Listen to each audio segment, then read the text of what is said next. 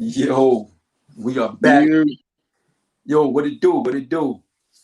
oh man, it's good, man. You know what I'm saying? It's a lot to get to this week, man. It's a Live. lot that's happening, I mean, people been hitting me up about everything. Yeah, It's just like, man, we have to pivot from the great DMX, you know what I mean, back to, our regular scheduled broadcast. So it's a lot to get to. I told him we're gonna try to get to as much as we can. Whatever we miss, we gonna get you next week. You know how we do. absolutely, absolutely. And we are here. We are here. So shout out to YouTube. Shout out to Facebook. Shout out to the Guys Podcast on Facebook. Shout out to Blackjack TV, channel 199, Zingo TV. Shout out to everybody who's watching tonight, everybody who was commenting, everybody who's out there supporting the kid. And myself and Marc, we out here tonight. We're going to give y'all a good show tonight on some of the most current hip hop and sports topic conversation, however you want to look at it. We're going to bring it to you live and direct for your head top rude boy. So, yo, Marc, let's go ahead and get into the shits, man. Yeah. Without further ado, man, this thing hit the wire earlier. It was the Yeah. KD interview with Wallow and your boy Gilly. And Yeah. man, I forwarded this to you last night asking you what your thoughts were because I Yeah. know I saw the interview. I didn't get a chance to really surf through the interview to fully understand what was going on. But Right. I really, because this solid, these your guys. These are Philly guys. Yeah. Yeah. And Yeah. Definitely. interviewed the legend KD, basketball legend KD, but also Yeah. the captain legend as well. So, um, yo, man, KD out here bugging, man. What's your thoughts on this interview, man? Oh man, KD. This is KD throwing shade. Like I'm lying to you not. He's just throwing shade. And if you ever seen when KD plays against Russell Westbrook and his teams, whatever team he's on, it's not a friendly conversation. Right. But I mean to leave him out of your top five, and you got Serge Ibaka in there, and I'm like, when I seen that, I'm like, when did KD play for the Raptors that won the title? That's the only time Serge Ibaka should be in anybody's top five if you played with the Raptors. If Kawhi had him in his top five, you know what? I would understand. But KD, when did you play with Serge Ibaka and actually won something? You ain't win nothing. You know Right. what I'm saying? Now I'm just like, man, and matter of fact, signing Serge Ibaka, means the reason that James Harden left OKC. You know what I'm saying? If you really want to get technical about Absolutely. Absolutely. it. You know. Absolutely. I kind of, when here's the thing, I'm gonna give KD some credit. I think that the sound bites kind of got the best of him because Yeah. he went back and cleared it up. He was very clear. He was like, yo, I didn't mean to forget Russell Westbrook. I'm about to take his word for it because he actually said it. He was like, yo, he had Clay, he had Steph, he had he said Serge Ibaka, Yeah. and he said Kyrie, of course, and Mm. he was And kind of James Harden. Yeah. James Harden. That's a good lineup. That's really a good lineup, regardless of how you want to chop it up. But you Mm. still had to put Russell Westbrook in there. How can you forget Russell Westbrook? This guy was only one of the best players in the league during that time. No matter how he played point guard, I know Magic Johnson said in that finals that Russell Westbrook played the worst point guard play that he's ever seen in the playoffs, and Yeah. he didn't have a good playoff, right? But KD left him out. I don't know if it was purposely done or if it was a situation where he was just really out there capping or he just didn't want to address it. But he went back and correct himself. After Gilly, Yeah. they kind of gave him that look like, yo, but you forgot Yeah. somebody, right? Yeah. Because you feel Yeah. it. Cause Wallow was like, yo, I thought you was gonna say somebody else. Like, Right, you right, know, right, you know what I'm saying? I'm like, and when you go on their show, they gonna ask you the real, they gonna give you the real. So they gonna address it on the spot. They not gonna just let it slide by. right, right. And that's the Yeah. thing. Like, he tried to slid by that, and Wallow came back, and Wallow came at him.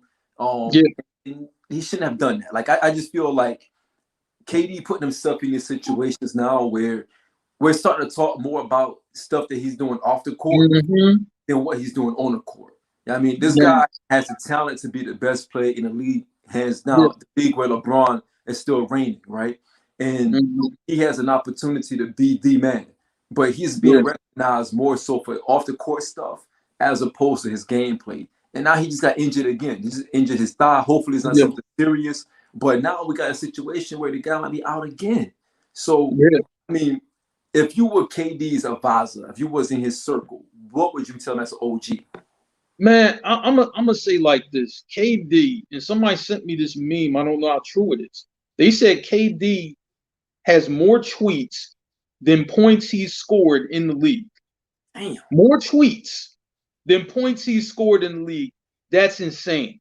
Nobody should ever be tweeting that much, especially if you're a guy at his level. I'm like, man, just stay off social media. People talk on social media. People talk a lot of nonsense on social media. He just gets offended by every little thing and every little criticism. We just talked about this guy when he went, with Remy from Higher Learning, Michael Rapper. We just talked about this guy. You know what I'm saying? Then you had the thing with Shannon Sharp, and I'm just, like you said, man, it's just like we're really knowing him for this and not playing basketball. Right. I'm just like, he's barely played this season. Right. I'm just like, and I'm like up there in Brooklyn, they're talking about, well, if you don't win the championship, the season's the worst. You know what I mean? It's a lost cause. I'm like, man, you know what I'm saying? I'm like, we're not even, I'm like, I understand in Philly they want to win a championship too, but they're saying the season is a complete failure if we do not win the championship. Absolutely. So why would you let this nonsense go on? It doesn't make any sense. Absolutely. Hopefully he can get it together, because if he don't, they're not going to get past the Sixers in the playoffs. Let's be clear. And I need for them to beat the Sixers so they can turn around and hopefully beat the Lakers if the Lakers make it. I'm hoping the Clippers looking pretty good right now. So I don't know, man. The Clippers going to be a hard out if the Lakers, man. It's going to be a hard out. And I'm gonna say like this one more thing. The Lakers, blessed by, some unfortunate news with the Denver Nuggets. They lost Jamal Murray for the year. He's great scorer. So I was just like, man, and Denver was on a tear before, he got injured. They won like 9 straight, before he got injured. So that's a tough break for them. Fortunate for the Lakers, but they still got to do something with the Clippers. We'll see what happens with that. But the East is at top heavy. I mean, with Brooklyn, Philly, and Milwaukee. Don't forget about the Bucks. So I was like, it's gonna be tough for KD. KD need to get back and start playing. Stay off Twitter, start playing basketball. He got to. So we'll see what happens, man. This story's definitely not over, man. Let's see what happens. Right. Let's stay in Philly, man. Your boy AI. AI said that the 96 draft was the best draft ever.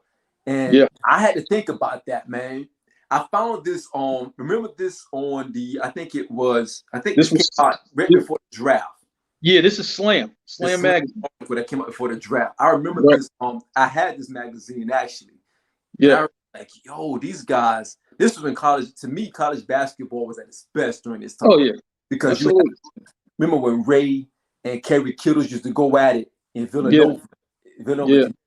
You know what I mean? So this to me was like the golden era of college basketball, because you had all these guys. You had AI at Georgetown, Ray with UConn, Kerry Kittles with Villanova. I mean, the Syracuse had Marcus Camby. I mean, it was just so much talent coming out. A lot of talent. Like, I think it was like almost a 5 to 6 year spread. Like back to back, you had you would literally stay up all night waiting for the NBA draft, because you had to ask. I used to write down who was getting drafted. That's how deep the draft was back then. Yeah, it was deep. That was the first scouting report I ever wrote was the 96 draft. Like, that's how crazy that was, man. But crazy. I'm like, man, you know what? Let me give a shout, for real, to Danny Thompson, Paul Myers, right? We were on we all had a show together. You know what I'm saying, that we did. And we talked to Samaki Walker, who also was in that 96 draft class, right? And even he said, he's like, 96, was the deepest. So I think we're the best, because, like you can go from the first round to the second round, and it's like maybe like well over 20 guys, that all were really, put in work were really good. I think the other classes were top heavy. You know what I'm saying? Obviously, you know, the 84, you got Jordan, Charles Barkley, Karl Malone. I mean, you're talking about some of the best of all time. Jordan, you're arguably being the best ever, right? And then you go to 03, you know what I mean, with LeBron James, who's also in that conversation as one of the best, Dwayne Wade, Chris Bosh, you know what I'm saying, and so on. I think those classes had the more top end guys, you know what I'm saying, as a collection, right? Right. But the 96 class was deeper. You know what I'm saying? I'm like, once I get to pick 21, I don't know who that is in the 84 draft or the 03 draft. Right. I don't know who those guys are. But in the 96 draft, you do. I kind of lean towards 96 because it's a deeper class. But I'm gonna say like this: if anybody wanted to go with the other classes, I would not be mad at them, because any class that features Michael Jordan and then another class that features LeBron James, how do you go against that? That's hard to do. It is, but I do think overall talent-wise, that 96 draft was talented. To think about that 84 draft, you got Jordan in there. You got Jordan. You had Olajuwon in there. You're talking about two of the greatest at their position, right? Yeah. Arguably, with Olajuwon, you can argue that he's probably top 3, top 5, all-time big man. You can argue that. Yeah. One of the most skilled big men of his time. So when you got those two monsters in there, with the exception of Sam Bowie, of course, that was a pretty good draft. The injury, yeah. But that 96 draft ain't no joke, man. Again, you got some heavy hitters in there, man. You got those guys, they were actually competing with each other on a collegiate level. You know what I mean? Yeah. Transferred over to the NBA. At the time, I don't think Nash was considered a top-tier college player, like on the level as other guys. Like Iverson and those guys. No, he wasn't. But then he caught up. But he caught up real fast. So absolutely, over the long haul, that class is something to be reckoned with. And again, it's an argument. It's an argument. I think AI has a strong argument. I don't know if it's legitimately the best class. But man, that class is pretty strong. Yeah. Hey, you know, and let me add this in here. Kobe being Kobe, you know what I'm saying? You know, he actually read my draft report. You know what I'm saying? You know, his rookie year, you know, it's the first time, actually being able to talk to him or whatever, right? Mm-hmm. He's like, you got me behind Ray Allen. He's like, I'm gonna show you, right? This is 18-year-old Kobe. You know what I mean? For real, telling me this. And I'm like, we're around the same age. And you know what I'm saying? He's just like, I'm gonna show you. You know, and I'm just like, man, I'll never forget it. And he never let me forget it either. You know what I mean? Like, this guy had Ray Allen above me, right? You know what I mean? So I'm like, man, very competitive. It's a very competitive class.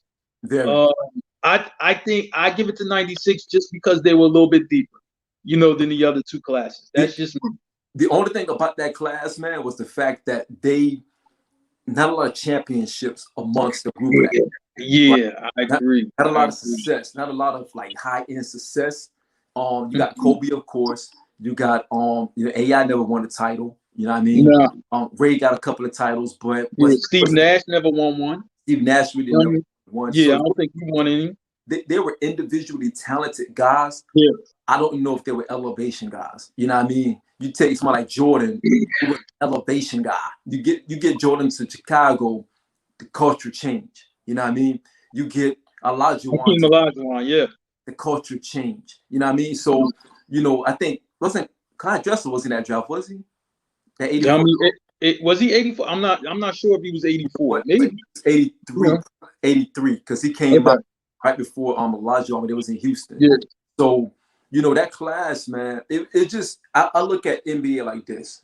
Titles trump everything else, right? Mm-hmm. Titles, and then you got to look at that, the individual accolades, if it matched the title, and if you were in a franchise type of player. I don't, Ray, as great as Ray was, I don't know if he was a long-term franchise player in the NBA, even when he played with the Supersonics. You know what I mean? It was always Ray and someone else. Even when they had Ray and the Big Dog. Remember they had Ray and the Big Dog, Glenn Robinson. For that, in Milwaukee, when they were the Bucks. Right. And And I'm like, man, when you measure it by titles, you have to give the '03 class some props. LeBron, Dwayne Wade, you know what I mean, for both have a fistful of rings, so you have to give them props or whatever. Chris Bosh also got rings, So right. I'm like, as far as titles concerned, '03 would be the best, out of those, because you might be talking like 10, 11 rings. Yeah, but you're talking about through a couple of guys. You know what I mean? Yeah, You're talking yeah, about LeBron and Wade and Bosh, and you see yeah, how they had to kind of get their titles. So it's really, yeah. Melo didn't get his, Darko didn't do anything. I mean, there was No, some duds in that '03, but again, yeah. you got uh, Wade, you got LeBron, you got Mm, Bosh, yeah. and LeBron decided to pair up with those guys. But that's another topic for another day, Yeah, right? So absolutely. let's keep it moving. Let's keep the train moving. So Right. Yeezy, Yeezy has a Netflix doc that's going to be coming up, man. Yep. And I mean, I'm interested to see this story, man, because I look at Kanye in three different phases, right? I look at the early humble Kanye, where we Mm-hmm. saw a hungry kid backpack who ushered in a whole new like genre of music, of hip hop. You know what I mean? Yeah. Soulful music. Without, you don't get Drake without Kanye, right? You don't get Mm-hmm. the Cuddies without Kanye. You don't Right. get a lot of these artists that we know today, that we champion today without Kanye. And the fact that he was able to leapfrog a lot of those guys in that Rockefeller roster at that time and be one of the biggest sellers. I mean, selling more than Jay, his Yeah. mentor, idol at that time. No more than his mentor, his idol, but at that time, for him to leapfrog all those guys and be the more successful out of everyone, you kind of see him go through that maturation process until we got crazy Kanye, we got confused Kanye, and I want to see that story, man. I'm excited that he's something Mm-hmm. to do with Netflix. I'm hoping that they don't hold anything back. Because at the end of the day, man, you got to give Kanye his flowers. Kanye is a monster. You may not Yeah. agree with what this guy has done or what he said in the recent times, but Kanye is still a talented brother, man. So are you looking forward to this doc? I'm gonna say like this. I think Kanye, he just says whatever's on his mind. He does things for shock value. Usually, when you call somebody crazy, it is some type of genius level attached to them. When they Absolutely. call it, like, why is he doing this, right? Usually it's like a method to the madness. And I think that's what Kanye is, right? Um, I'm glad that he stuck with it. I understand you, because he was rapper, then he was producer, right? And Right. then he wanted to start rapping again. I'm glad that he stuck with that. Thank you, Beans and State Property, you know what I mean, for real, for to keep pushing him, you know what I'm saying, for real, to do his thing. You know what Right. I'm saying? But the one thing that we learned with Kanye musically is, like, when he came up under Rock, he didn't have to sound like those guys. He could sound like himself. Right. And I think Absolutely. the people who Absolutely. believed in Kanye wanted him to sound like himself. I Absolutely. heard, Beans, I've heard this story from him. Nah, man, don't rap like that. Rap like you would do. Rap like Give you. us, Right. give us Chi-Town Kanye that we don't know. Give us that guy. You know what Right. I'm saying? And I'm glad that he did do that and didn't, believed in himself enough to do that. Because some guys would just go with whatever's hot or whatever the hot style is or whatever. And I'm just like, man, I'm glad that he finally was able to come to his senses and listen to some good people that he had around him to do his thing his way. And then Mhm. once he started doing that, that's when Kanye really became Kanye. You know what I'm saying? And he Yep. blocked out what, I mean, for real, what Jay might have said to him, what Dame might have said to him, and what some others might have said to him. You know what I'm saying? He just did him. And the only way you're going to make it is by doing you. And I think Kanye did that. Absolutely. I mean, we saw the difference in Kanye when he lost his mother. You know what I mean? We Yeah. saw, I think that brother never had a chance to really grieve. When you're an artist of that magnitude, you don't, you got people in your face all the time, cameras, you Right. got everything going on. I think he kind of, again, the guy, he said it before, he's a very emotional type of person. You know what I Right. mean? Some of the best artists, they wear their emotions on their sleeve. You know what I mean? They write some of the best music because of their emotions, because of their you know, the artistry within them and Yeah. Yeah. another. So I don't think he ever had a chance to really grieve the right way, Right. a time away, because you got to keep in mind he kept making music. He Yeah. kept touring. He still had Mhm. things going on. We ended up getting a heartbreak on the Heartbreak album. We started, Yeah. you know, Yeah. Yeah. Yeah. we had Always a some lot. heartbreak. Yeah. Right, we got a lot that came in, you know, in the play there. So I'm Mm. hoping that this Netflix doc can peel back some of those layers of Kanye. If it's done right, I think it should be a situation that make everybody see him in a different way and really appreciate the guy as being one of the greatest, in my opinion. I'm gonna say like this. I think personally, I think I know in Kanye, he probably has creative control of this whole thing. I think that he's gonna put out exactly what he wants to put out, and then Right. we're gonna ride. The one thing that I would like for him to go into detail about is, making the move from Nike to Adidas with the That's big. Yeezy shoe. And Yep. I'm just like, man, because I know Nike got to be kicking themselves. You know what I'm saying? Because the Yeezy sell out like crazy. Yeah, I Yep. mean, Nike had him first, but y'all didn't want to give him the right type of Yep. deal. You know what I'm saying? And Nike, shame on y'all for that, man. Yeah, I And mean, for not being innovators, man. Y'all were innovators with Michael Jordan. You know what I'm saying? Y'all had a chance to be innovators again. Y'all dropped the ball, and yep. Adidas, you know what I mean, was able to clean it up. So I want to hear more about that part of the story from Kanye. Absolutely. Absolutely. Absolutely. So can't wait for it to come out. I know we're gonna both get involved in that and talk No about doubt. it here. So man, Falcon and the Winter Soldier. We didn't Oh, get a wait a minute. Are we dive in. going Falcon Winter Soldier, or are we going on Mach 5? Let's go Falcon Winter Soldier and then go Mark Okay. 5 after. Okay, got you. So the Falcon and Winter Soldier, man, All right. episode 4 and 5. So we got to go to 4 first. Gotta Yeah, I go to mean, 4 first. yeah. I know we all want us to get to 5, but we got to go 4 first. We got to go 4 first. 4 to me, 4 was like the setup. You know what I mean? Right.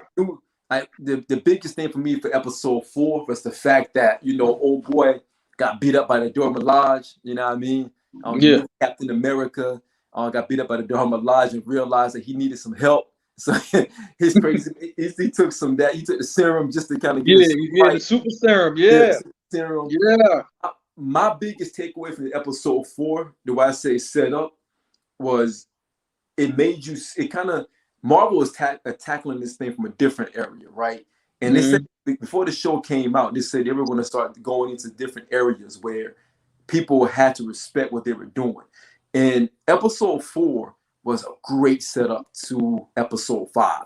And if you look at it like this, the blood on the shield, right? When he killed old boy in front of everybody, he spazzed out. That was Yeah. symbolism to everything that's going on right now. And I had to go back and do the knowledge and understand what was going on with that blood on the shield, the red, white, and blue.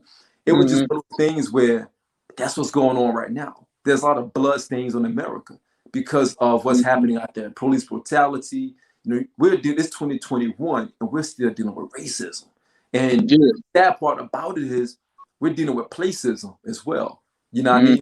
And it's not because racism is prevalent, it's more so about placism. Like we can accept you for who you are, as this person or that person, but you have to know your place.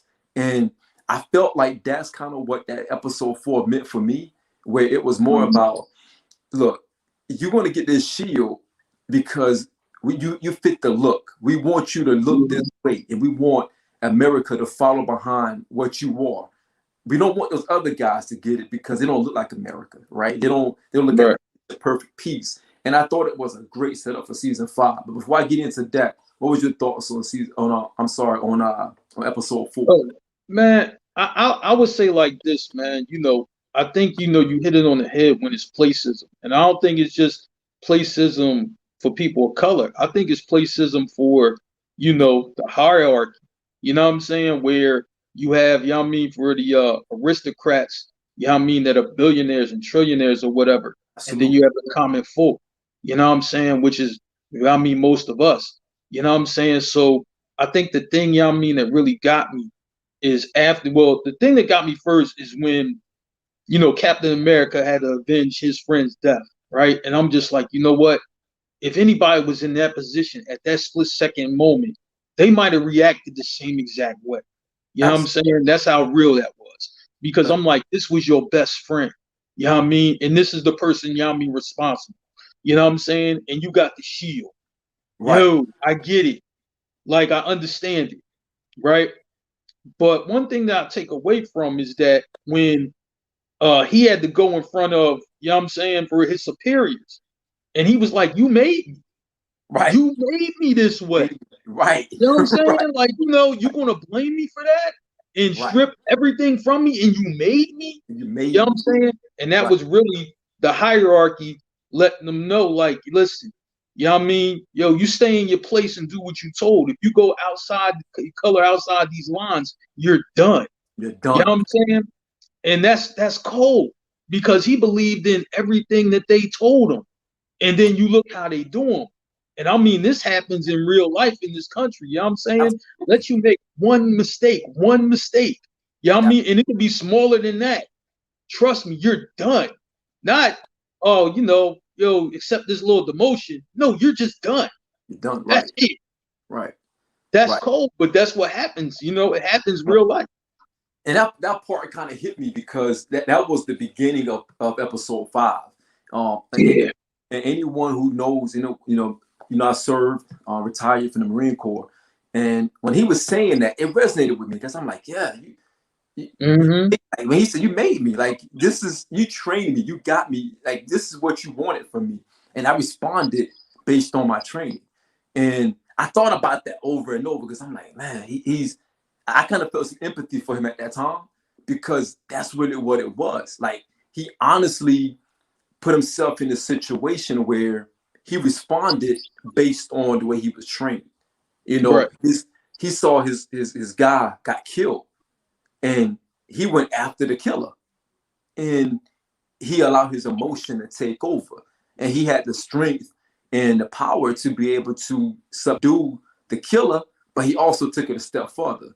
And he knew based on the way they were getting him, they were training him, that it was a situation that was going to take him overboard regardless.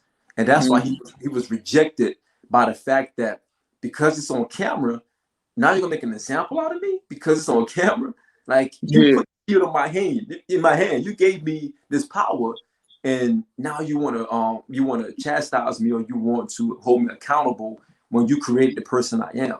And that was that message within itself played a huge factor in episode 5, because as you start seeing episode 5 start to kind of, like, you know, unravel, it became more of a situation where you start hearing more dialogue, because then you go and they talking to the Black Captain America, and he was spitting some knowledge to Sam.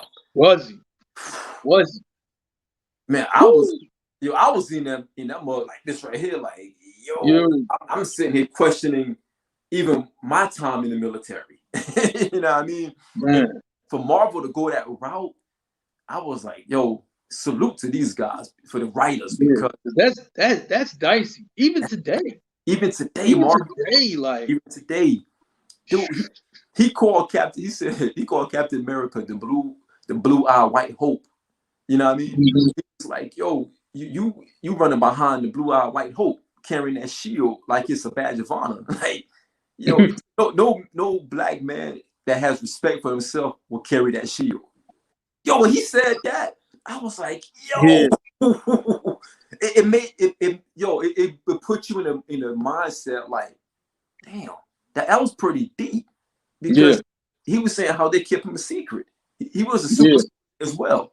He went back, and the story he was telling, I don't know if you caught it, but he was telling the story very similar to what Captain America did in Captain America 1, when Cap went back and freed those who were captured by Hydra. Yeah, I peeped that. You know what I mean?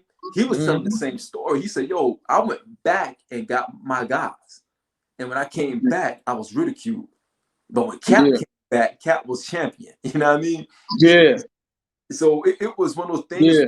Like, it makes you look at it like, wow, that was pretty deep, man. I'm sad that season we had to get episode 6 this weekend. Yeah. sad about that, man, because I think there's so much more they can go into, bro. Yeah, and they probably gonna try to space it out, save it for the movie. You know what I mean? Yeah. Because they want you to go to the movies to see this, and I understand. One thing I will say, about this last episode, episode 5, and when what you call it, Falcon, he was talking to, the Black Captain America, and he was just like, he was like, yo, I got friends in high places, and That, things ain't the same, you know what I'm saying, as they were before. And he was like, you think so? Like, right. you Yeah. know what I'm saying? You think so?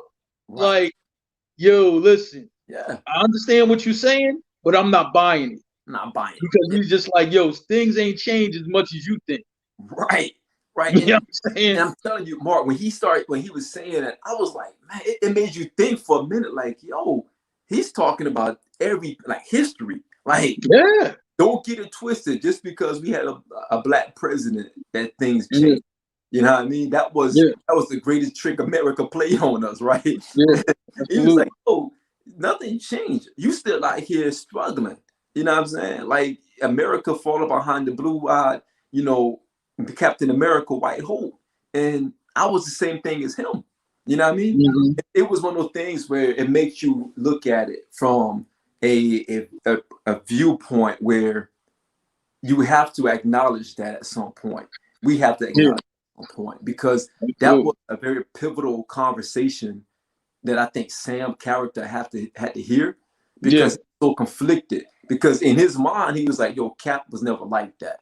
And although Cap wasn't like that, he still was part of their bigger plan, right? He still made his position. Although he wasn't the antagonizer, he had something to do with that. He was still a piece of the puzzle, a piece of the chess piece on the board in the big scheme of things. And that's all old boy was saying.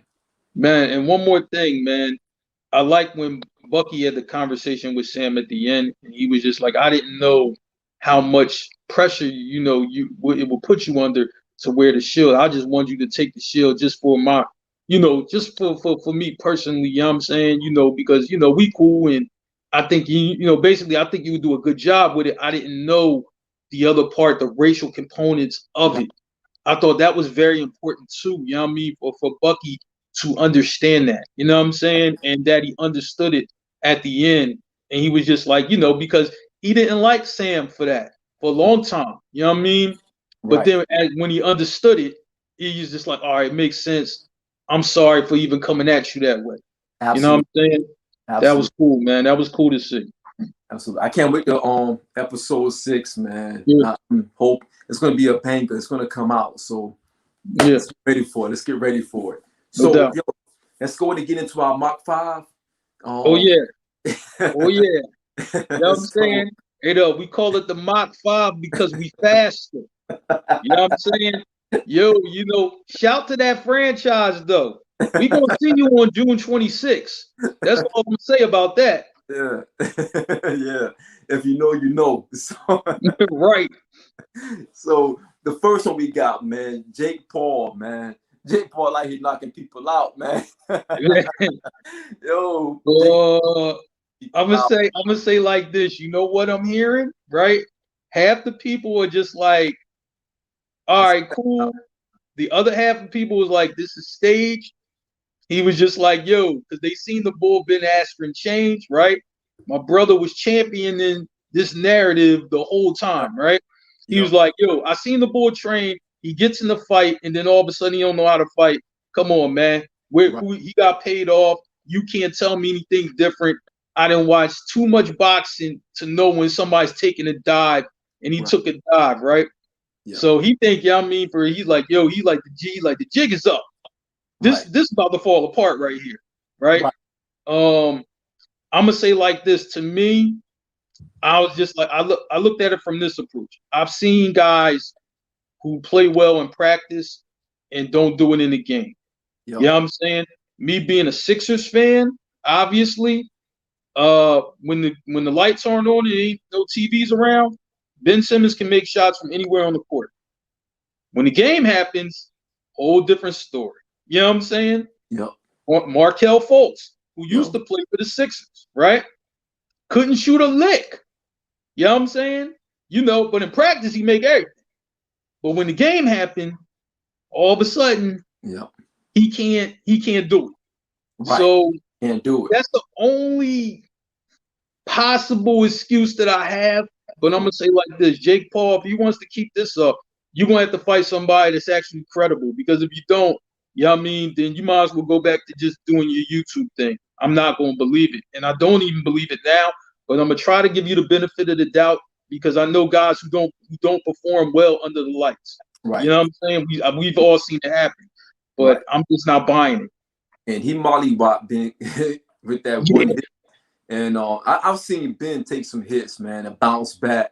I think it was fixed, man. Like honestly, I've seen Ben take some poundings. I'm talking about poundings and bounce back. He took that one hit, the rabbit punch, and he was out cold. So it didn't even look like a big punch. Right. It didn't even look like a big punch. It wasn't even a big punch. I don't think it connected like that, man. So I think it was a money grab. I think it was also something else playing the cards. It was fixed. It was embarrassing.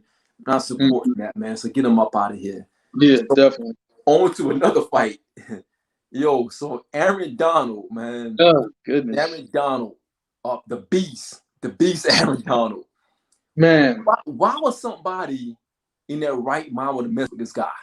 Like, this story took so many turns. I think we're at like turn 17 now, right? Yeah. So allegedly, right? This is how the story go. They're in the club. Aaron Donald's back home in Pittsburgh, right? He's from Pittsburgh. Everybody loves Aaron Donald in Pittsburgh, obviously, right? This guy throws a bottle at Aaron Donald, right? You know, now his people restrained him from going over this guy, you know what I mean, and whooping his ass, right? Right. They restrained him. You know what I'm saying? But the guy, so Aaron Donald leaves the club, right? This guy follows him out. He's still talking smack. And that's when the boys, you know what I mean, jumped all over this guy, right? You know what I'm saying? And this is when the guy showed up with a black eye and, you know what I mean, broken eye socket, all of that stuff, right? But this guy said he started it. I threw a bottle at Aaron Donald, right? He didn't say why, but he did. You know what I'm saying? Obviously, if you're friends with Aaron Donald, you're going to want to protect your friend who's $100 million man. So of course you're going to whoop some ass for him, right? Absolutely. Now, here's the problem, you know what I mean, for Aaron Donald's going to have. Though. He might have a problem with the NFL, you know what I'm saying, because that's your crew. You couldn't control them, right? Not that you could ever control anybody, you know what I'm saying? But number two, I've seen Allen Iverson get sued for this. You know what I mean? Where his boys put in work on the ball. You know, his boys put in work on the ball, and then this guy took him to court, and he wants some money from Allen. Maybe not a whole lot, but you know what I mean? It's enough, you know what I mean, to be like, all right, yo, man, you know what I mean? Next couple game checks is going to this guy. So I was just like, man, you know, should Aaron Donald be suspended? Or, you know what I mean, should he face any fines from the NFL? I say no. But in civil court, I think it's going to happen because I've seen it happen before.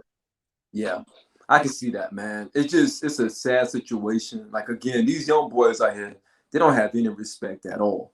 You know what I mean? Like, I'm not no small guy. You know, I'm 6 feet, broad shoulders, play basketball, rough. And this kid said something crazy to me as today that I was playing ball. I'm like, yo, man, look, I'm probably your father age. I would slap your father before I let you talk crazy to me. You know what I mean? Right. And I had, you know, he went up for a shot. I blocked it and I pushed him. And he was looking all crazy in the face like he wanted to cry. So these kids out here, they don't know until you put them hands on them. You got to put a little physicality. Don't get it. You got to. Right. And Aaron Donald ain't no small guy. This guy is about what, 6'3", 6'4". Like 300 something pounds, and it's all this. It's all this right here. It ain't all. It's mad. You know. He would destroy this, man. Yo, these guys relax, man.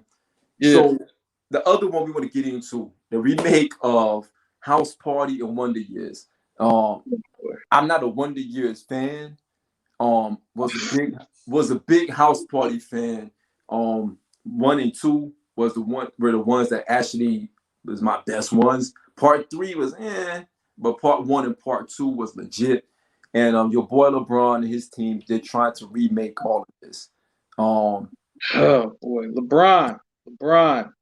Listen, LeBron, right? Matter of fact, let me talk to all of them. You know what I mean? Because we know all of them now. LeBron, Maverick Carter, you know what I'm saying? Randy Mims, you know what I mean? And who's the H? Rich Paul, Rich right? I'm talking to all of y'all, right? You know what I mean? Listen, y'all are black excellence facts. outside of the field. I love y'all for that, but listen, I don't even mind y'all remaking Candyman, which they got Jordan Peele signed on to remake Candyman. Right, but I'm with you on that. That's Jordan Peele. But House Party. House Party. No, just no.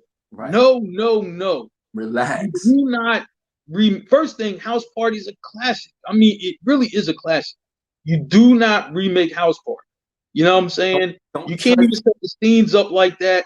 And you have to understand, Kid and Play had such a chemistry, probably because they were a rap group before the movies came, probably because they were friends before they were a rap group. You know what I'm saying? So the comedic timing of them in this movie, you know what I'm saying, was easy. Also, they were also friends with Martin Lawrence before House Party. So all these guys had relationships with each other, so they understood how everything worked. You know what I'm saying? And it I'm just like, even if you get a bunch of funny guys to remake this movie, it won't. The chemistry will be off, and it won't work. It's not good. It's not good at all. Think about this, Mark.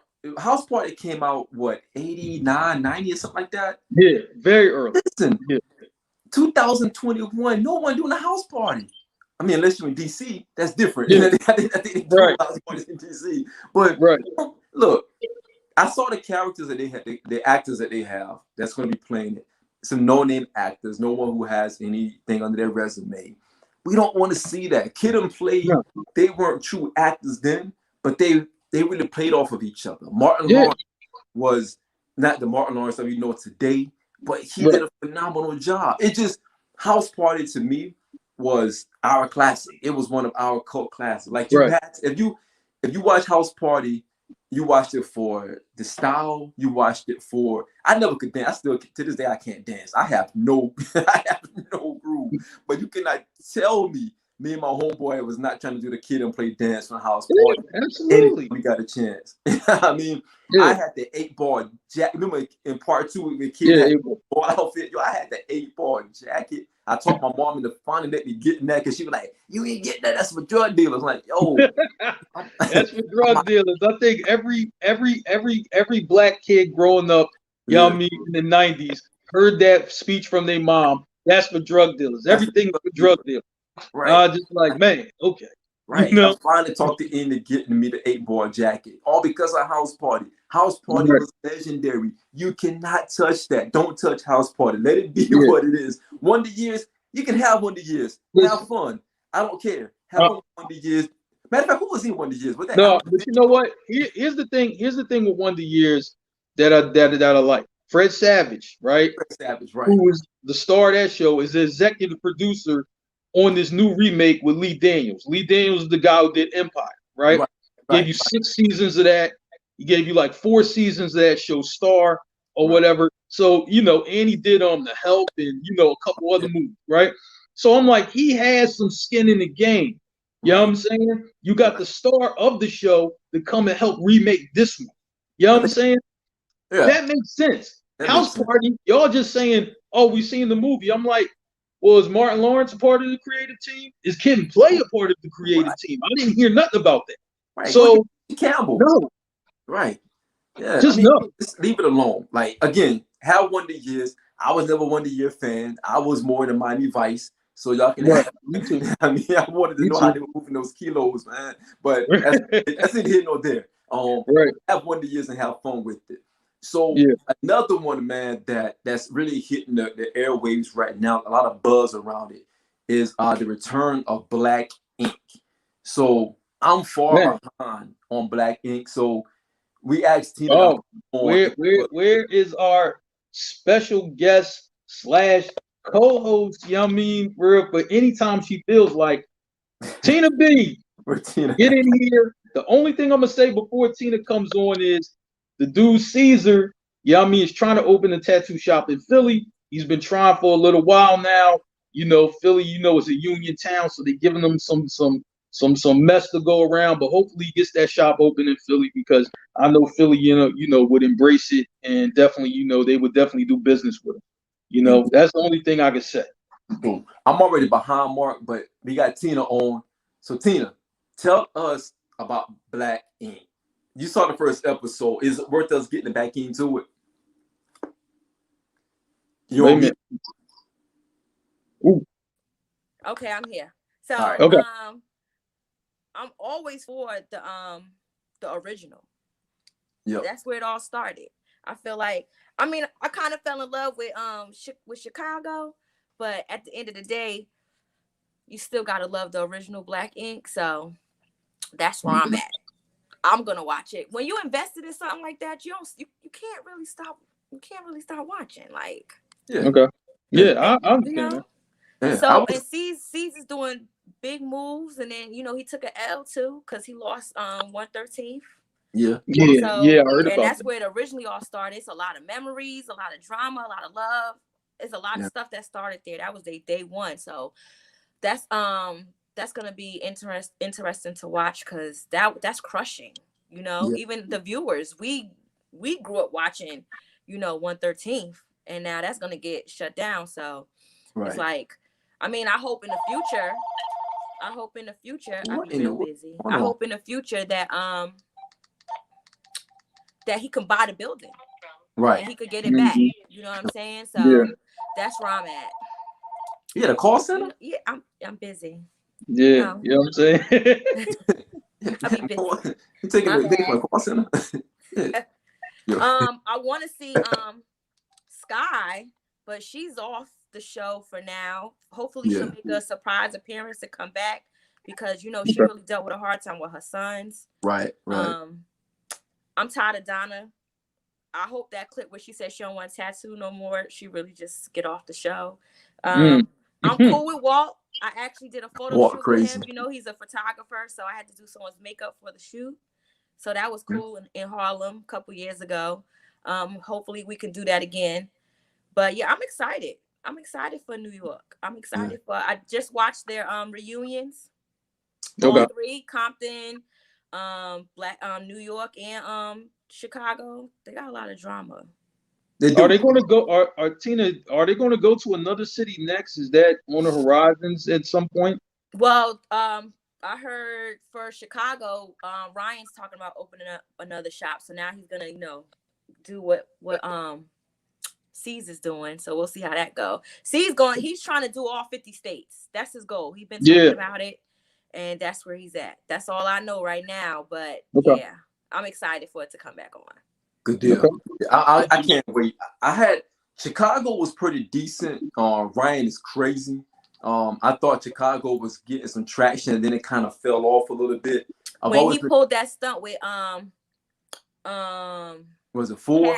With Cat. Yeah, she's an amazing tattoo artist. Yeah. Then it started to go left. Like he started beefing with his family. Right. Friends and business. So I call Charmaine and them his family. So a lot of stuff went left. And remember, Charmaine has her own shop now. So she's not non-mag anymore. Right. It's kind of like all different areas. And they spoke on doing a collabo though. So Right. I mean, I'm waiting for it. I didn't get a chance to watch the first episode of Black Ink New York, but I am going to get back into it because I enjoyed it. I'll be honest with you. I think C's is crazy that he got rid of Dutch and she's no longer on. I did not like her at all. I'm glad that she's no longer I don't like Dutchess at all. I never. She was on some other stuff, and I'm glad he got rid of her. She had his nose wide open. I don't like that girl. Yeah, he did it on his whole team because of her. Walt is crazy. Teddy is on some other stuff. Teddy has evolved. Now he thinks he's married now, and she ain't black. Oh wow, not surprised by that. Teddy stuff. So I'm looking forward to that. So we wanted to bring Tina on to kind of give us an update on the return of Black Ink. Out for a minute, but now it's coming back. So we'll be able to hopefully get some updates on it as well.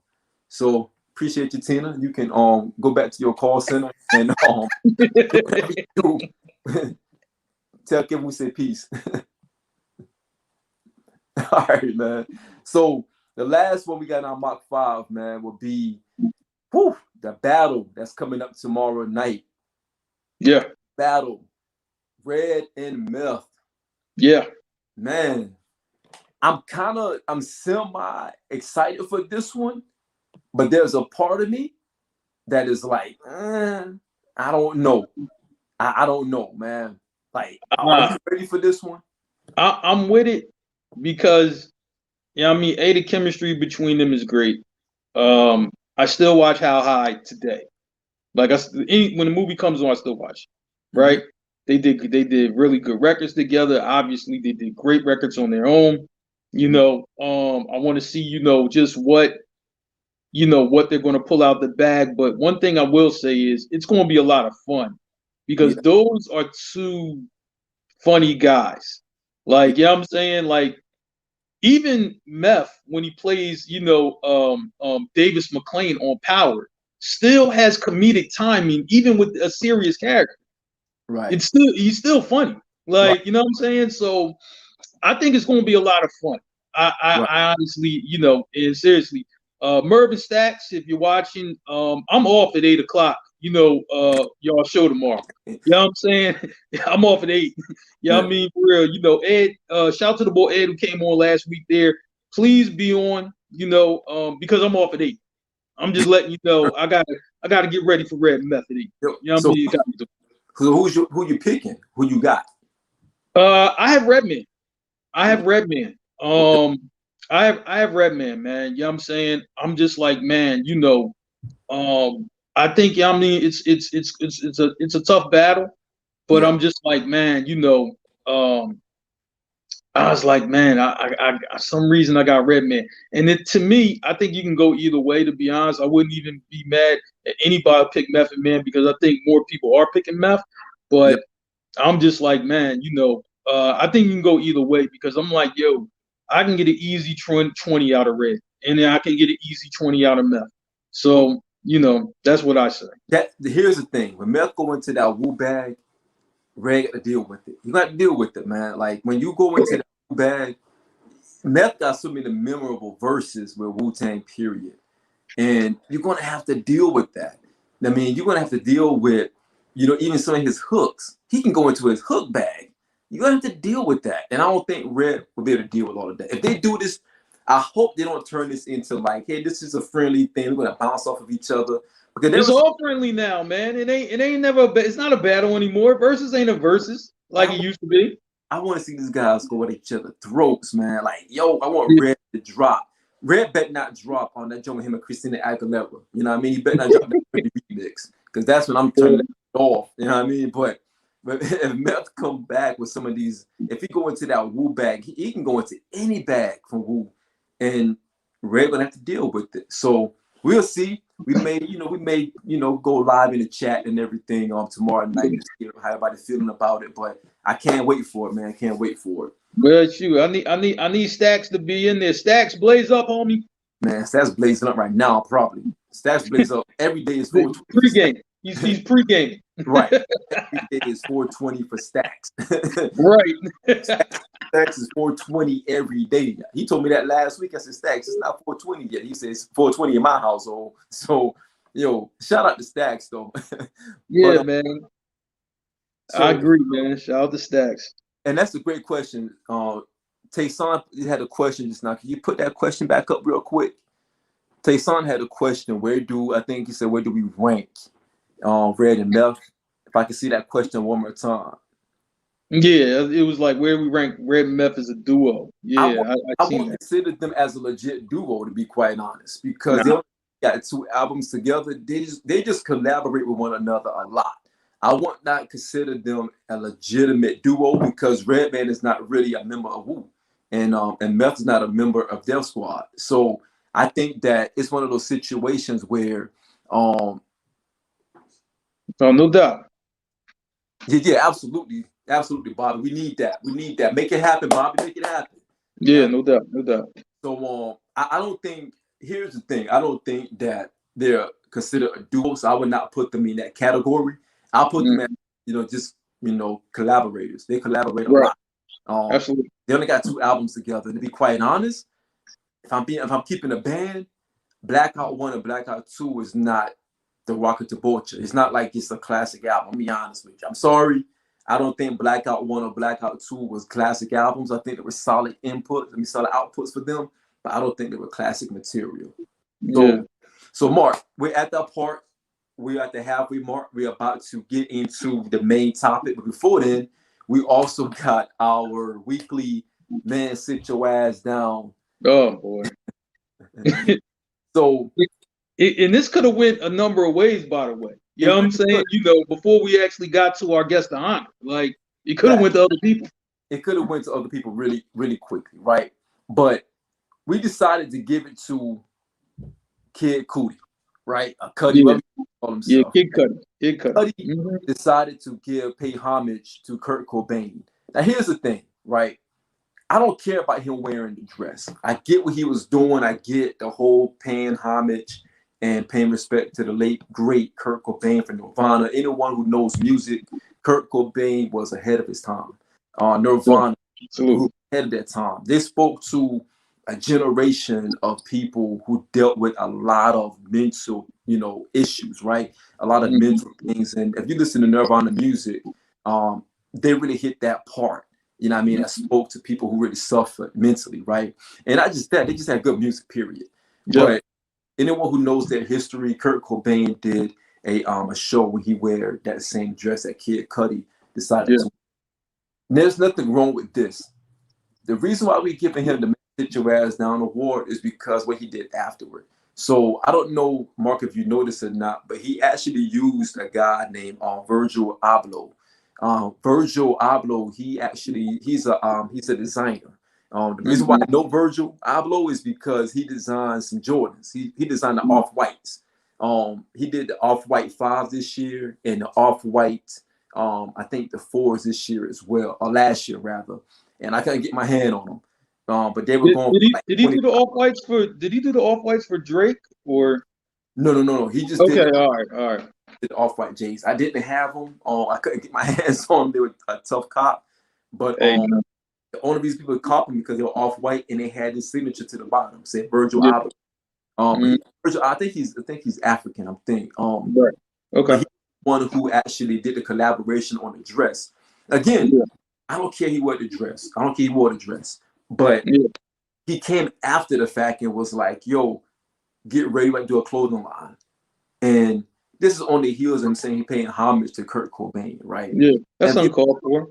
Uncalled for. I think that was tasteless. I think that was selfish. You utilize that situation to really spearhead your new clothing line. Where you're making it seem as if in the beginning he was all humble. He said we just came up with something and go this route. And on the back end of it, he's like, yo, watch out for the clothing line coming. Like, yo, what was that, man? Yeah, this is supposed to be a tribute to Kurt Cobain, not your clothing line. You know what I'm saying? And it can't be both.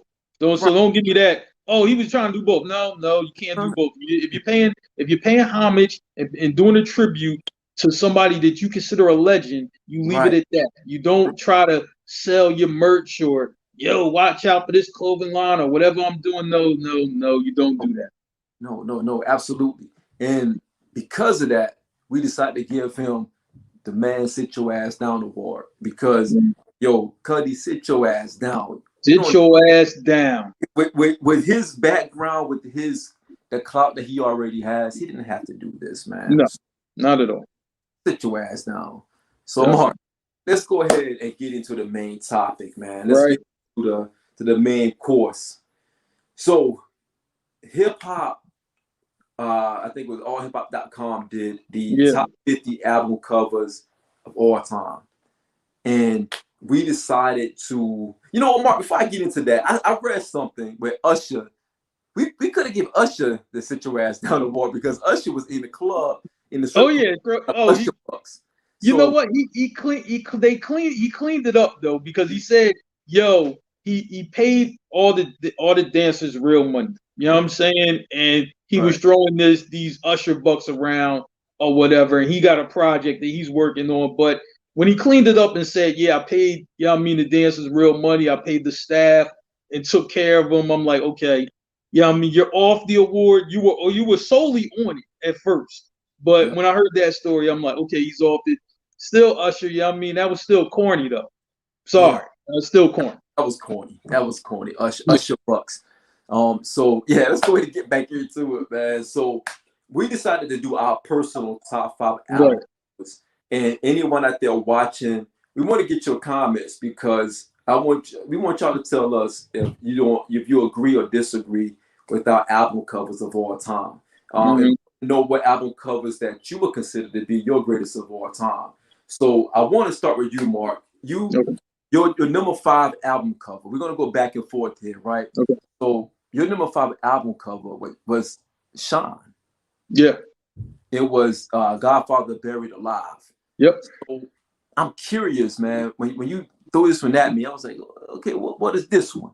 What made you? Man, this is crazy because this was after the shooting in the club. You know what I mean? We're with Puff or whatever, right? And you have to understand, they were playing this all over MTV at the time, right? And Puff, he's coming to court. He got the limo and he got the Bentley limo and all of that, all the fanfare. J-Lo there and whatever, just all the media, circus that surrounds somebody like Puff, right? Mm-hmm. And then Shawn is just walking to court by himself with his papers, right? And the story was going, well, Puff got this high-powered attorney, to make sure he's cool, you know what I'm saying? But I'm just like, yo, Shawn got into this situation because of a beef that you had. Right.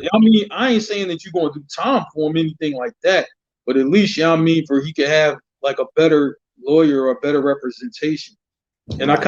I understand Shawn put himself in that position. I'm not disagreeing with that at all, but I'm just saying, man, I don't understand how you call somebody your brother and then you leave him out to dry after that.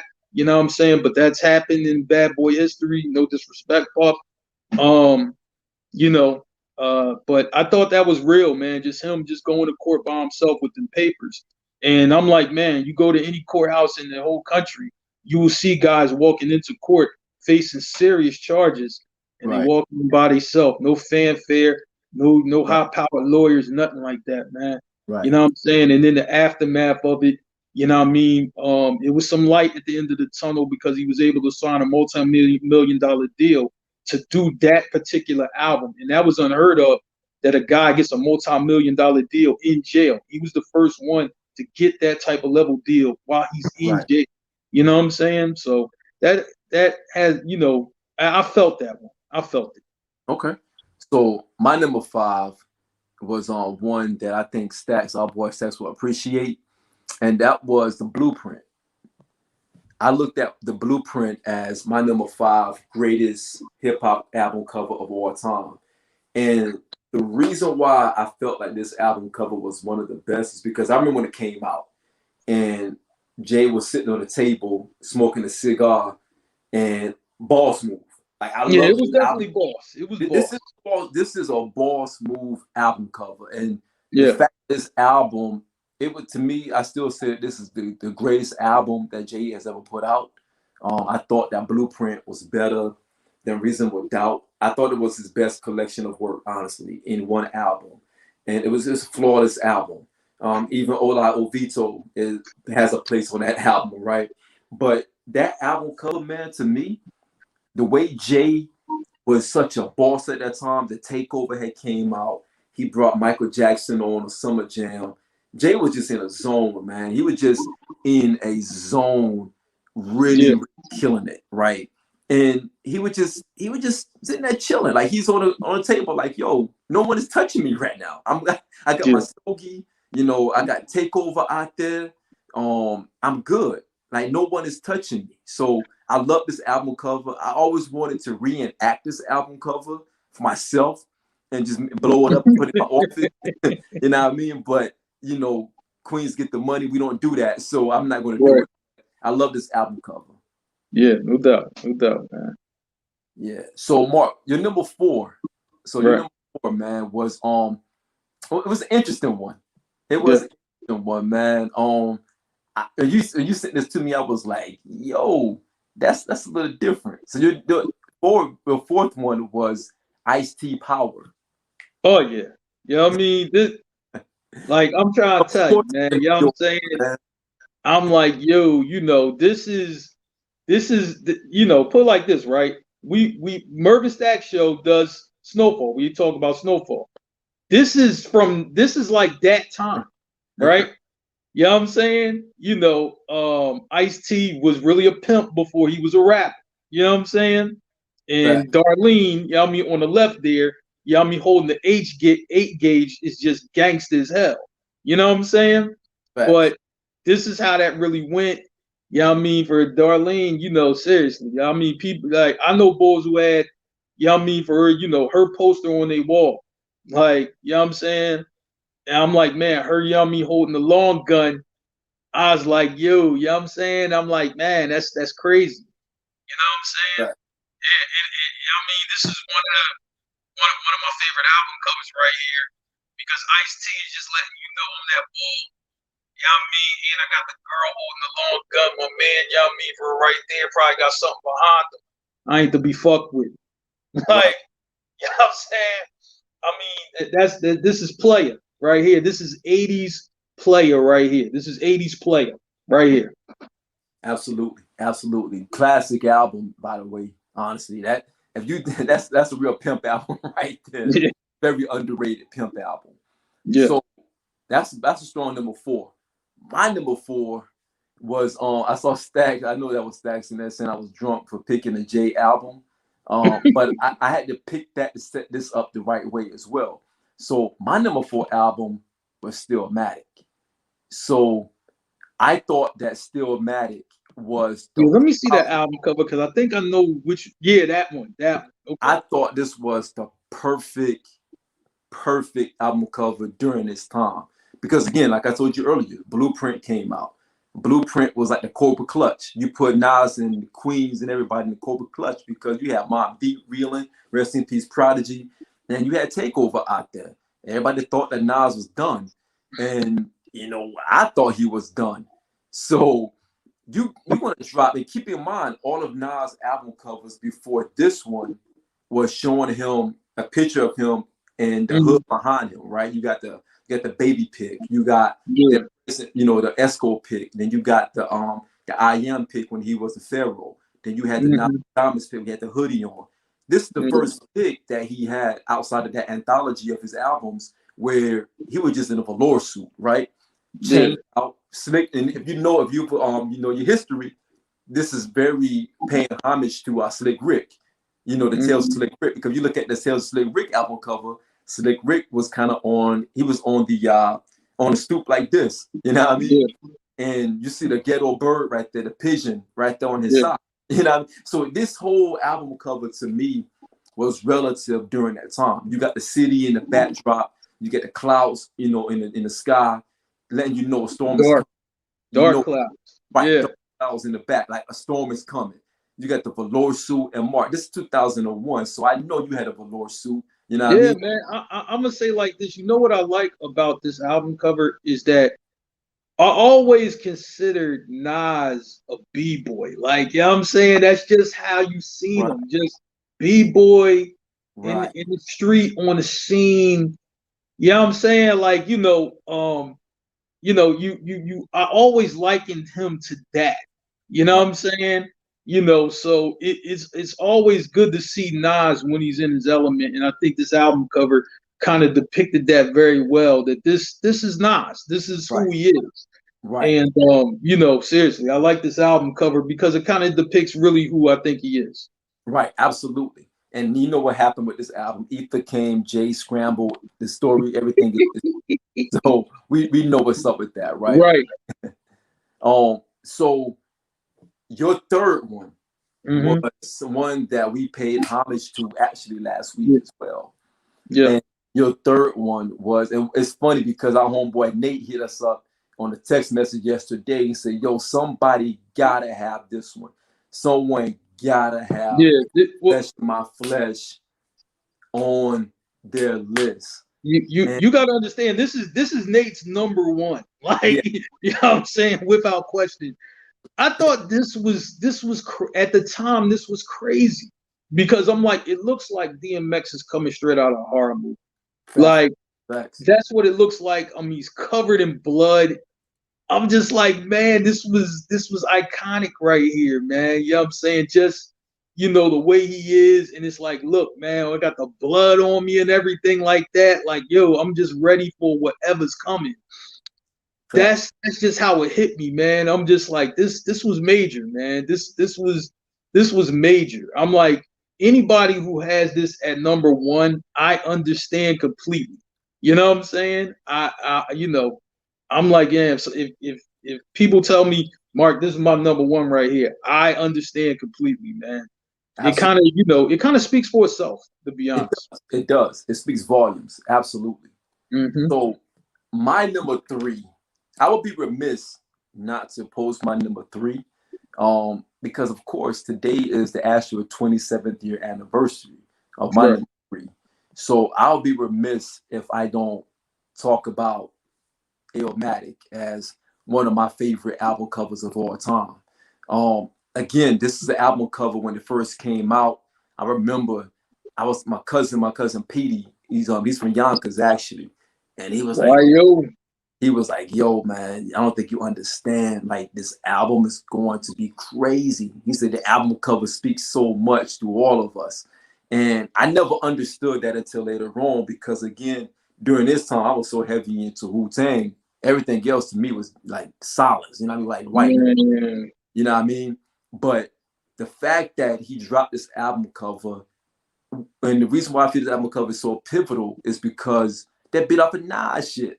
You know what I mean? Like, yeah. I mean, was that Ray or Ghost that said that? Yeah, you know what I mean? Because it was one of them. Yeah, I mean, I know that said it. It's Ghost. Yeah, Ghost. Okay. They bit off of Nas shit, and Ray started laughing.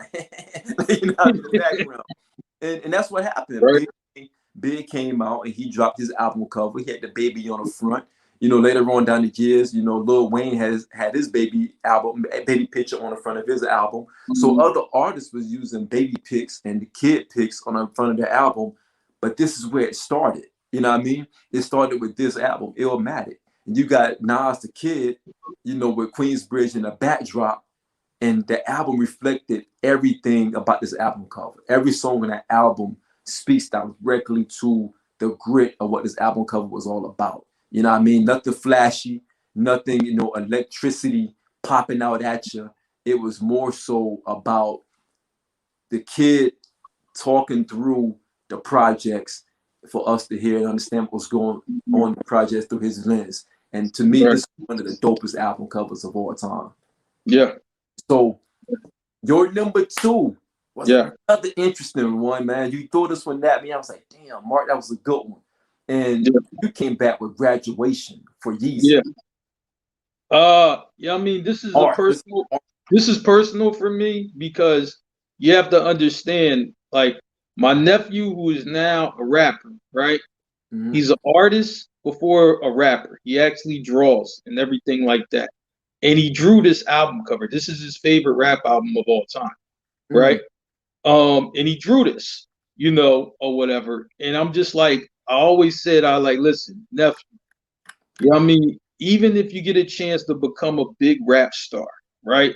Do not lose touch with, you know what I mean, your art and being able to draw, like, because you're pretty good at it. So I want you to always keep doodling and drawing anytime you get a chance. Mm-hmm. And that's really, you know, where that comes from. And it's just colorful and it's innovating, and it kind of lets, you know, to me, it just shows, like, you know, you can be anything you want to be. You can level up to anything you want to be. And that's really, you know, what I took from this album cover. And I like, you know what I'm saying, you know, it resonates, you know, me thinking about my nephew, you know what I'm saying, who's kind of in both those worlds of art and music. So that's why it's my number two. It's pretty dope, man. That's pretty dope. Like, when you posted, I was like, man, this is art. This is pure. And that was, again, because Kanye is so, it's so visual. you can see, you can understand that kind of art that he's put on the cover like that. So that's a really good thing for you, man. Mm-hmm. So my number 2 is one that was like really, really near and dear to my heart. And I wanted you to understand where I was coming from with this number 2 because it also Okay. sets up my number 1. So my number 2 was the Iron Man album cover. The Ghostface Killer. I love this album cover, man. I remember when this joint first came out, and I had found this poster at the local CD shop. Mm-hmm. I remember getting this poster and putting it up in my bedroom because I really loved. I mean, these guys were like, to me, were like outstanding when it comes to their dress code. You know what I mean? And I thought that this one was like, just, it goes in his swagger. You know what I mean? You got Capadonna, who had the flavors going on, and you had the Wallabies going out there. I thought this album cover, to me, was like everything, because it was everything I wanted to embody. You know what I mean? I wanted to be a fly guy with the colorful polo joints, you know, the Tommy Hilfiger colors. You know, Helly Hansen. right. Helly. So that was me. Right. I wanted all of that. And this album cover honestly gave me that. Even when you opened up the album and you got the actual CD, it had the Iron Man chest plate, but it was in the middle. You know, just those visuals, man, to me was like the best thing, because these brothers were like fly. This was like, absolutely. That was their bag. And I remember Mark, I was searching for Wallabies like crazy. I mean, you could get the standard color Wallabies, but you could not find like the blue and cream or the other colors that they were having on this album cover. Man, they didn't talk about that blue and cream. It made you want to go get blue and cream just because they talked about it. Right. And I remember I had like a Nautica on chain, and I had like the Jesus piece as well in high school. You know what I mean? That was like, I ain't gonna tell the story how I got that, but you know what I mean? I had to. That's for another day off camera. That's another day. That's an after-hour story. Right, absolutely. And I had that, and I had the Nautica chain. So you couldn't tell me, like, I was through snapbacks and everything, man. But this was my joint, man. I love this album cover. I love the album itself. So, Mark, your number 1. Yeah. Which is no surprise to me. When you hit me up, I was like, yo, this dude, man, I knew you was going to pull this one out. I knew that you were going to pull this one out. And the number 1 that you pulled up was no other than Doggy Style. Yeah. Shoot. This is my second favorite album all time. Chronic being number 1. The cartoon is nuts, right? And then they had a whole thing. Like when you got the CD, the whole cartoon, it folds out, right? And you got to read all the captions like a comic book, right? Now, not only was that crazy, you know what I'm saying? Not only was that crazy, but here's where it got crazier. Right after Doggy Style dropped, and it sold so many records, and it got the attention of the federal government. C. Dolores Tucker, Bo Bennett, right? They were like senators or whatever, and they really were trying to get Death Row shut down. C. Dolores Tucker laid this whole album cover out in like, brought it like in big posters, right? And she really was like going through it frame by frame. Like, look at what they're talking about. Look at how they're poisoning our kids. Look, it was crazy how much coverage this CD cover and booklet inside got, that it made Time Warner, like let go of Interscope Records, because, they were working with Death Row Records. Like, that's how big the controversy got over this album cover. Right. That's how crazy that was. You know what I'm saying?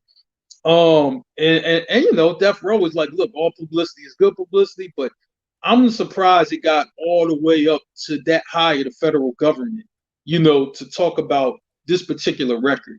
And this album cover, along with the story inside, with the cartoon, you know, and like back then, this was like dicey. Like seriously, like, you know, back then, you know, your parents looking at you like, what is this? You know what I'm saying? You know, they looking at you crazy. Like, why do you have this? You know what I'm saying? You know, so thank you to my aunties and uncles and everything like that that kind of stepped in, and it's okay. I had to tell my mom it's okay. Right. It's just a cartoon, you know, it's not nothing that big. You know what I'm saying? Absolutely. Thank God my mom didn't play Snoop Dogg album back then, because I probably would have never seen the album again personally. Not in the house that I lived in with her. So you know what I'm saying, you know. But it was you know, this really resonated on a lot of levels, man. And, you know, the music went with the story and everything like that. Snoop Dogg is he's a little mellow now, but he's still wild, and you know what I mean? I enjoyed everything covered, the album and everything, man. So salute Snoop Dogg, you know what I mean, for being my number one. Absolutely. So my last one, my number one, is an album cover that I feel to me is hands down speaks volumes to who I am. I've always wanted this album cover like as my personal.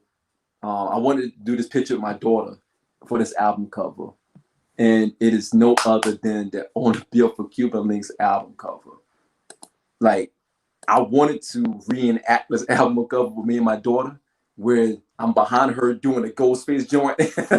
Yo, man, I love this album cover, man. Like, when I first saw this album cover, I had to get the poster to put in my bedroom, man, because this was probably, for me, this is probably the best album cover ever made. It was very simple, but you show the unity between Ray and Ghost. You know what I mean? You got Ghost in the forefront, and this is Ray's album. Now keep in mind, before this album, no artist had like a feature person on their album, right? Mm-hmm. And if you look at the bottom credits real close, it said featuring Ghostface Killer. You know what I mean? This was the first album that presented that. So this was my favorite album cover of all time.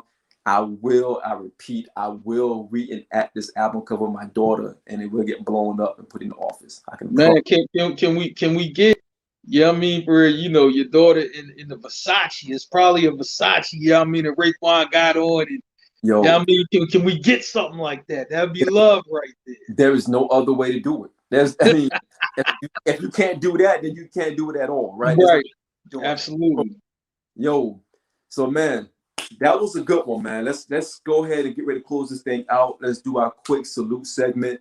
Yes. Back and forth, because I know we got like 7 minutes, so we can lock this thing out. Okay. Go to our salute segment. The first one we want to salute is the legend, Eddie George. Yeah. Eddie George, man. Yo, kick it to you, bro. Man, Eddie George is the head coach at Tennessee State. You know, HBCU, Tennessee State obviously has been in the news, you know, recently. You know, they got Master P's son to commit to play basketball there, you know, and now Eddie George is the head coach at Tennessee State. I hope he does a great job. I know Hugh Jackson, who used to coach in the NFL, is going to be his offensive coordinator. Yep. So I'm liking what's going on with these HBCUs, man. Keep it going, man. Keep it going. Salute to Eddie George. Indeed. D Wade. Yes. D Wade, part owner of the Utah Jazz, man. What do you think about that, Shawn? Man, I love it. I love it, man. I've always been a D Wade fan. Always thought that D Wade was special. I'm glad that he's out here doing other things to make more money. So I'm really, really happy to see this brother put himself in a situation. Utah Jazz is a questionable one, but I think they can definitely benefit from Wade's swagger and just his knack for basketball. I think they're going to be able to really, really be a good partnership for all those guys, man. Definitely black excellence here. Yeah, no doubt. So the next one, shout out to our Latino partners, man. Yeah. A-Rod. A-Rod.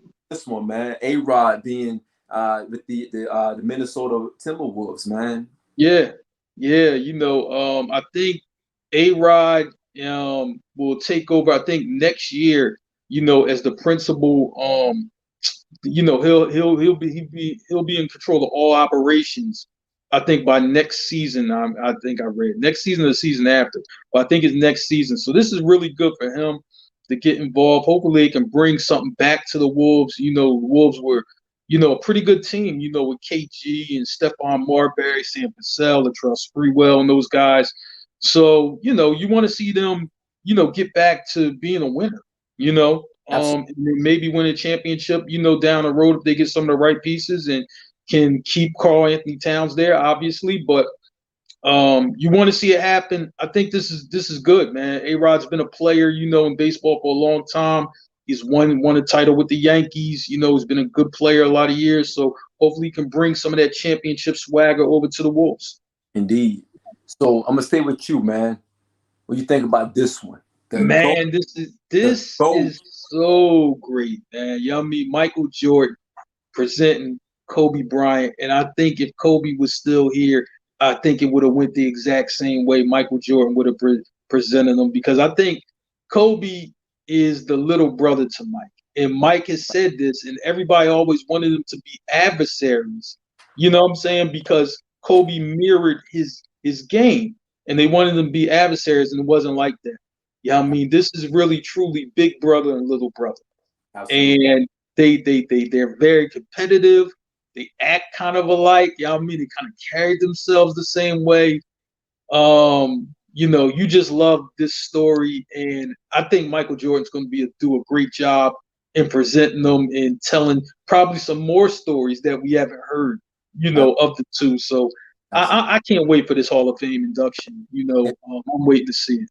If anyone deserves that, is Jordan. If you're going to do this for Kobe, it got to be Jordan. It got to be MJ. Yeah.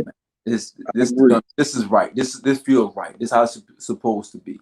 Yeah. So the last salute is to the homie Nas. Yeah. Shout out to Stacks. Because Stacks' hate and jealousy is driving us, Queens to get that money. Man, let me ask you a question though, man. With Nas, and he had his hands in some investments already, but this Coinbase thing is very big. It's huge. Nas is looking at well over 100 billion. For real, when this thing, gets to go public. Just what do you think? A kid from your city, from Queens, from those projects, to ascend to that and still keep it the way he keeps his name in the street, man. I'm like, man, this is a big salute, because it feels like, the block made it. So just what are your thoughts on that? Man, it's like every other week we're having a salute to Nas, and not because we're forcing it, it's because of everything that's coming up. I told Stacks, real G's moving silence like lasagna. Like Nas don't go out there and put things out there and say, yo, I'm doing this, I'm doing that. When it hits, he'll make a little subtle tweet, saying, yo, we did it. But his investment group, they weren't investing in a lot of stuff years ago. Actually, KD hopped on to this with Nas a couple of years after Nas had already did it. So KD right behind him on this. But the thing about it is, man, again, not to get on the Nas tangent here, like I always do, but he's been doing this for years. Now you're starting to hear about it. Like he was really behind the scenes with a lot of these deals. This is just one of many. He's several of these business deals where he's been coming out with 200 mil, 300 mil, $250 million. He was coming out making crazy cash, but he wasn't talking about it. He wasn't reporting it to Forbes and say, yo, put me on Forbes #1 list or whatever, because you have to actually call them to get reported. So he's not out here making songs about being a billionaire. He's out here making money, and it's just because it is part of it's not just a enclosure situation. It's more of a situation where it has to be reported regardless. He wouldn't want this to be reported. He wouldn't want people to even know about these business dealings, because he's been doing it for years. And the fact that he's actually starting to get that recognition, despite how Stacks feel about it, is definitely something that I'm glad to see. Something I'm glad that everybody get a chance to see as well. Stacks, you got to deal with this, man. I mean, Queen's definitely getting the money, investing in coin, investing in all these great things that Nas invested in, and let's get the money together, man. So salute me, Nas, man. Queens get the money. Y'all know what it is. Right. So, man, unfortunately, our last piece, man, OT. Yeah, thing, and we got to get to it. Got to get to it, man. Something that you and I talked about briefly. You know, a fallen soldier, man. Black Rob, man. Black Rob. Man, we saw the video during the time when X passed away, and Rob, like, he was in a bad situation then. Yeah. He was saying how, you know, he wasn't feeling well. He just wanted rest. I hope he got the rest that he was looking for, man. Definitely a sad situation. You and I were talking before the show. We were talking about the Black Rob CD. I was pumping it during the weekend and everything, and I realized, man, that guy was so talented, man. That Black Rob first album was a classic. It was a monster album, and we lost another great, man. 51 years old. I think it was 51 or 52 years old. We lost a great, man. How did this one hit you, bro? Man, you know, with Black Rob, I mean, he was on a lot of features. You know what I'm saying? His album was definitely very good.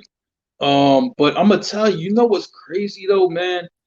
When the Woe track came on, and this is before Black Rob was even rapping, he was just talking on the track. And he was like, yo, you know how you be at the club? You know what I mean? You got the 6 in front of the club with the fully equipped kid on it. I'm like, I felt them on that because it was a guy who I knew named Obi, right? And he had a gold 600 Benz. And you have to understand, the 600 Benz was the car to have back then. This was before the Bentley came. This is before the Bentley redesigned from classic to that sleek style. This is before the Phantom. It was the 600 Benz. If you had the 600 Benz, you were the top dog. And I knew a guy that had one, gold one with gold rims. You know what I'm saying? The gold Asantes or whatever. So the rims was like 25,000. The car 200,000. The rims 25,000. You know what I'm saying? And I'm just like, yo, I felt Rob on that because when you see that car, it was just like a status, like, you know what I mean, you the man out here. You know what I'm saying? Right. So I'm like, I get what Rob was talking about, man, with the Brabus kit, Lorenzo kit. But anyway, man, Rob, his album was dope. You know what I mean? Whoa, you know what I mean, was my shit. You know what I mean? Then he did the remix, had everybody on the remix. Everybody was on that remix. I remember Beans telling me the story. He's like, I had the beat, didn't know I had the beat. It got the Black Rob. I'm glad that it got to him because he's like, I think he did a better job than I could have did with it. I was honored, you know what I mean, that he had me on a remix. You know what I'm saying? Right. So I mean, that was love, man. And Black Rob, like you said, very talented. And you know, he did a lot of good music, good features, man. A lot of people have a lot of good stories about him, you know what I mean, when you read them. So he's definitely going to be missed, man. You know what I mean? Without question. Absolutely. I saw people talking about, you know, Diddy, you know, Diddy should have done better by Black Rob and all these guys that, you know, was under Bad Boy and what happened with them. I don't think this is a time for that kind of banter. No, it's not. You know what I mean? It's more of a time to celebrate, you know, Black Rob's legacy. Absolutely. We think he had a legacy. You know what I mean? You know, that first album, again, I go back and tell you before, like, the album got 4.5 mics in the Source when we thought the Source was like the Bible. Yeah. You know what I mean? Like, you listen, when the Source give you mics, you listen to those, you understand those mics, right? And that album was dope. I mean, Whoa was just the cherry on top. But at the same time, I do think that, you know, he had a lot of great songs on that album. I went to listen to that album. You know, you got Diamond Spacio, you got, you know, I Love You Baby, you know what I mean? Rob had so much range that I don't think he had a chance to get his flowers when he was here, which is unfortunate, you know. So, man, much blessings to his family. I hope they can definitely get through this challenging time in their lives. You know, I pray that his soul rests in peace, man. Straight up. And Mark, I do have one last save round. I meant to put this in the flow of the show, but it was something I saw. It was a petition. Marvel fans are petitioning for them to recast T'Challa. Yeah. the Black Panther, and I'll probably talk about it on Wednesday night. So I'll wait until Wednesday night to talk about it. Okay. You know what I'm saying? We'll talk. We'll reach down on Wednesday. One more thing I want to say. Chet Holmgren, the #1 high school player in the country, signed with Gonzaga. We know Gonzaga just got beat down in the title game. Chet Holmgren is a special basketball player. Reminds me a lot of Dirk Nowitzki. You know what I'm saying? Young Dirk Nowitzki or whatever. I mean, this white boy can play. You know what I'm saying? He's really good. I'm like, man, I posted in the group, you know what I'm saying, some highlights of him so you can check him out. I think he's going to be a special player, definitely a one-and-done player, and I think the #1 pick in the next NBA draft. Not this draft coming up, but the one after that, so that will be 2022. But I think he could be that good, you know, so, you know what I mean, watch out for him. Indeed. Man, anything else? Anything in the save rounds? We good? Yeah, I mean, I think we good, man. Whatever we didn't get to, we going to get y'all next week. You know what I'm saying? You know how we do, man. We don't leave anything, no stone unturned. Absolutely. If we didn't get you, we're going to get you next week. Don't worry about it. Absolutely. Shout out again to Facebook Live. Shout out to YouTube. Shout out to Blackjack TV, Single TV, Channel 199. Shout out to everybody who supports us, who rock with us. Shout out to everybody. I mean, again, I told you guys before, we don't do this without the support of everybody out there in our local family, in our community, our extended family. Shout out to every single body out there who's just rocking with us, rocking with us and who's hopping on with us, sharing their stories. We got a lot of stuff coming in the pipeline. I know I have people asking me about the R&B list. We're still working on that, what that's going to look like. As soon as we fine tune that, we're going to send it out where we have some of you come and battle Marc and myself with your top 10 or top 5 R&B artists of all time. But you got to come prepared. Don't come with no bullshit. You got to come prepared. So we're still working on that. We got some potential vendors and we got some potential partners that want to get involved on that to help us out and drive that. So more to come. Look for that in the next couple of weeks. And the Wu-Tang show. You know what I mean? For if you haven't watched Wu-Tang on Hulu, you know what I mean? Watch that. We got something special coming down. You know what I mean? The pipe for that, man. So you know what I mean? You haven't watched it. It's a really good show. You know what I'm saying? So check it out. Season 2 being filmed now. That's going to come, you know what I mean, sometime this year. So I mean, it's a lot coming down, man. You know, so just rock with us. We're gonna bring it home for you. Don't worry about it. Absolutely. We're going to give y'all a heads up on the R&B joint so you can start doing some research because Marc and I ain't going to lose. So we want to make it fair. So we're going to definitely give y'all some time to do some research on that R&B album, the R&B top 10 or top 5. Yeah. You guys to get that. So Nick, if you're watching, you better get your shit right because I promise you, if you think you know R&B, we're going to spank y'all. I promise you that. So again, shout out to everybody for watching. Shout out to the support. Shout out to Stacks for hopping on tonight in the comments because he knew that we was going to go at his head. Shout out to Tina for hopping on and giving us some commentary around Black Ink and also navigating the comments. And shout out to all of you for watching. So again, Marc, I salute you, homie. Good show tonight. Y'all know. Oh man, shoot. Yeah, and shout to Mo, man, for my brother Elmore, for jumping in the comments, giving his top 5. He's kind of like a revolutionary, but he loves like Uncle Luke. I don't know, revolutionary Uncle Luke go together, but for him it does. You know what I'm saying? Absolutely. Tomorrow night, Marc, Stacks, Merv coming at you with the snowfall. Wednesday night, we're gonna hit y'all across the head again with a great show. So hey, keep fucking with us. We got y'all. Peace. No doubt.